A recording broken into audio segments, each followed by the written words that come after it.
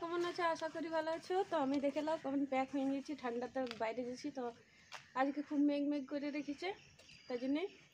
আর তোমরা আমার ব্লগে বনে থাকো, চলো আমার সঙ্গে। তো আমরা দুপুরে বেরিয়ে গেছি ঘর থেকে, আর ঘর থেকে বেরিয়ে পরে এখানে অল্প দাঁড়াইছিলাম, কারণ আমার টুপিটা বাঁধা হয়েছিল না। তো আর আমাদের আজকে কিন্তু খুব মেঘ মেঘ করে রেখেছে এখানে, যার জন্য খুব বেশি ঠান্ডা লাগছে। আর মনে হচ্ছে এক আধ ঘন্টার মধ্যে বৃষ্টি হবে, যার জন্য মানে অনেকেই আছে। কিন্তু আজকে যাওয়ার ইচ্ছা ছিল না একদমই, কিন্তু যাওয়ার দরকার ছিল, সেই জন্য আজ বেরোতেই হইলো। নয়তো যদি এমনি দরকার না হতো তো আজকে তো যেতুমই না, যা মেঘ করে রেখেছে। আমরা রাস্তাতে জল পাবো মনে হয়েছে। তো আমরা আমরা নদীর ধার পৌঁছে গেছি, আর সঙ্গে সঙ্গে বৃষ্টি শুরু হয়ে গেছে। দেখতে পেয়েছো গাই ছাগল সব কেমন দৌড়ে দৌড়ে গর্জেছে। আর এখানে দেখো একটি ছোট্ট বড় দোকান দেখতে পেয়েছো তোমরা, এখানে চপ সিঙ্গাড়া সব বিক্রি করে। তো আমরাও বসে গেছি চপ খেতে। তো আমরা চপ খেয়ে নিয়ে এগোতে গরম গরম, তারপর আবার নদী যাব, নদীতে দেখবো যে নৌকার কি হাল আছে, নৌকা পাবো এখন কি পাবো না। তো চলো তোমরা আমরা যে দেখি যে নৌকাতে। তো আমরা নদী পৌঁছে গেছি, ওখানে দেখি নৌকা আছে কিনা, আবার নৌকাতে চেপে নদী পার করতে হবে।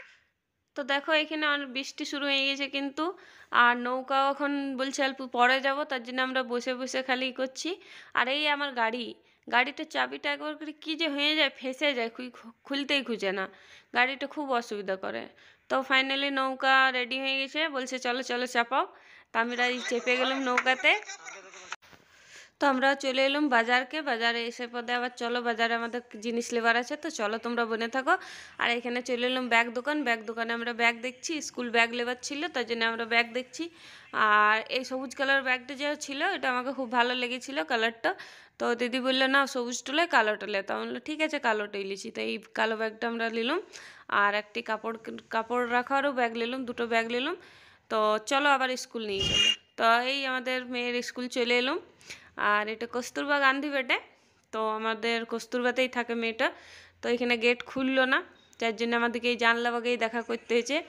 আর এই দেখছো জানলা বাগেই সব সামান টামান দিয়া লিয়া হইলো।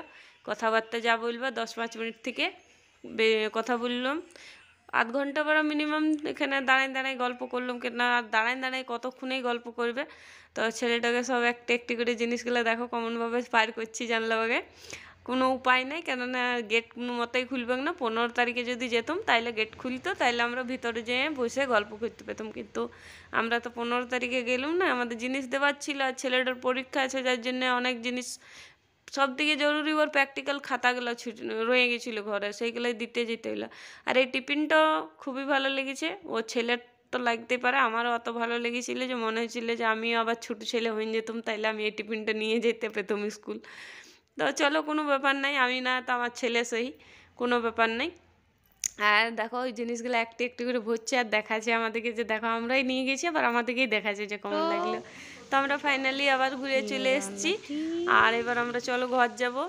আর মেঘটা কিন্তু খুব ঘিরে রেখেছে, ভয় লাগছে না ঝড় বৃষ্টি শুরু হইলো। তো আমরা নৌকাতে চেপে গেছি। তো চলো এবার জলদি জলদি যাই, ঘর যাব, কেননা ভয় লাগছে যে মাঝ নদীতে জল না এলে হইলো। চলো তোমরা।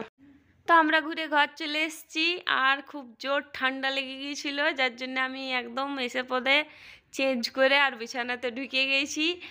আর দিদি তো বলছি যে হিটার চালা, কিন্তু হিটার চালাতে পারলাম না, কেন আমার হিটারটা হয়ে গেছে খারাপ। তাই জন্য বললাম হিটার ছাড়, লেপে ঢুক। আর দুপুরে লেপে ঢুকে গেছি, মেয়েটাকে বললাম চা বানা, মেয়েটা চা বানাচ্ছে। তো আমার ব্লগটা তোমাদের দেখতে কেমন লাগে তোমরা কমেন্ট করে কিন্তু জানাও। আর আমার চ্যানেলটাকে সাবস্ক্রাইব করো, কমেন্ট করো, শেয়ার করো। আর কাল